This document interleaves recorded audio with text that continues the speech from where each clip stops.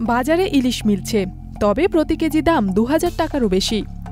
দ্রব্যমূল্যের ঊর্ধ্বগতির এই তালিকায় এবার শীর্ষে ইলিশ।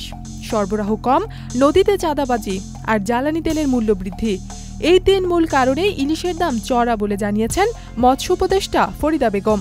গত ২১ জুলাই সচিবালয়ে মৎস্য ও প্রাণী সম্পদ মন্ত্রণালয়ের সম্মেলন কক্ষে এক সংবাদ সম্মেলনে তিনি এইসব কথা জানান।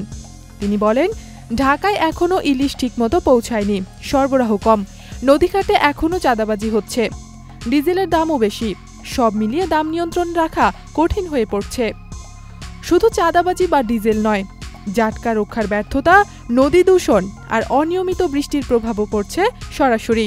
এলএমই সার্টিফাইড বিশ্বসেরা কপারে তৈরি ওয়ালটন কেবলস, যা আপনার স্থাপনাকে রাখবে সব সময় নিরাপদ। চলতি মৌসুমে ৪৬,৭৯০ মেট্রিক টন ইলিশ আহরিত হয়েছে।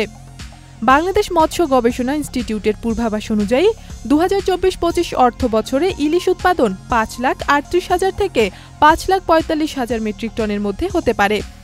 তবে উপদেষ্টারা সতর্ক করেছেন, গত অর্থ বছরের মতো যদি উৎপাদন কমে যায় তবে বাস্তব চিত্র আরও খারাপ হতে পারে।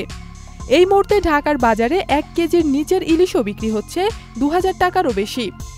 সরকার আশা করছে সরবরাহ বাড়লে দাম কিছুটা কমতে পারে। এরই মধ্যে প্রধান উপদেষ্টার কার্যালয় থেকেও ইলিশের দাম নিয়ন্ত্রণের উদ্যোগ নেওয়া হয়েছে।